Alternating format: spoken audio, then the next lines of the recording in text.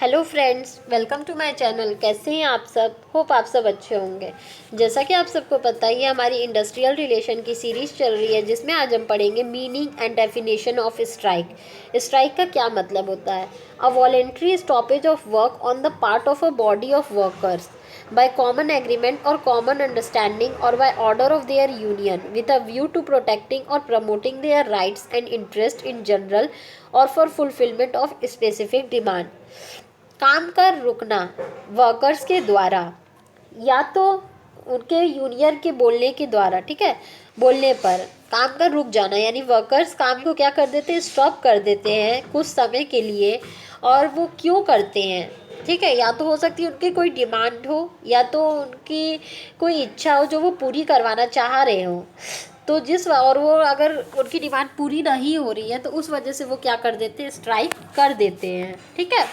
अगर simple language में बोला जाए तो वर्कर्स की डिमांड पूरी नहीं होती है एम्प्लॉयर्स के द्वारा, मैनेजमेंट के द्वारा, तो वो लोग क्या कर देते हैं, स्ट्राइक कर देते हैं। यानी अपने काम को, जो भी जिस इंडस्ट्री में वो काम कर रहे हैं उस काम को वहीं पे स्टॉप कर देते हैं, ठीक है।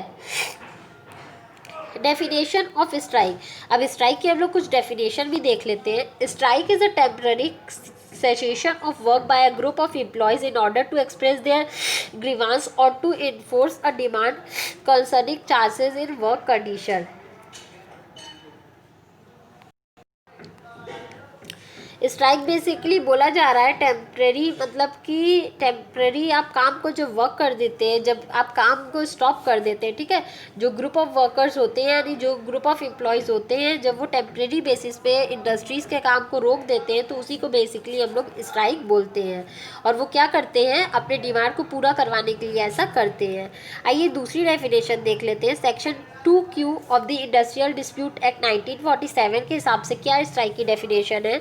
Defines a strike as a cessation of work by a body of person employed in any industries acting in combination or a concerted refusal under a common understanding of a number of persons who are or have been so employed to continue to work और to accept employment. इसमें भी वही simple बात बोली जा रही है कि जब वर्कर्स की डिमांड पूरी नहीं होती है तो वर्कर्स के द्वारा यानी ग्रुप ऑफ एम्प्लॉयज़ के द्वारा काम को रोक दिया जाता है टेम्परेरी बेसिस पे, सॉरी, उसी को हम लोग क्या बोलते हैं, स्ट्राइक बोलते हैं।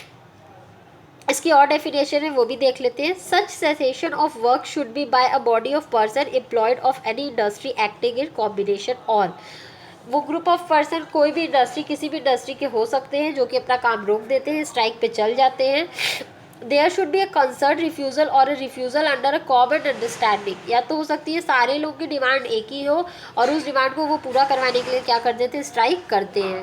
The person refusing should be those who are of have employed and the object of such refusal should be not in continue the work or accept the employment। ठीक है, वो क्या ऐसा करते हैं, वो ऐसा क्यों करते हैं, वो क्योंकि उनकी जो भी डिमांड है वो एम्प्लॉयमेंट के द्वारा मैनेजमेंट के द्वारा पूरी नहीं की जा रही है, इसलिए वो क्या करते हैं, स्ट्राइक नॉर्मल करते हैं। तो बेसिकली जो हमारा टॉपिक था यही तक था। होप आपको डेफिनेशन और मीनिंग समझ में आई होगी। डेफिनेशन बहुत ज़्यादा थोड़ी लंबी है, इसलिए आप कोई भी एक डेफिनेशन लिख सकते हैं, मैं आपको फिर से दिखा दे रही हूँ। तो अगर किसी को कोई भी प्रॉब्लम हो तो आप मुझे कमेंट सेक्शन में कमेंट करके पूछ सकते हैं। Thank you so much. Please like, subscribe and share my channel. किसी को इस सब्जेक्ट या किसी भी सब्जेक्ट के नोट्स चाहिए तो वो मेरा डिस्क्रिप्शन बॉक्स चेक कर सकता है। Thank you.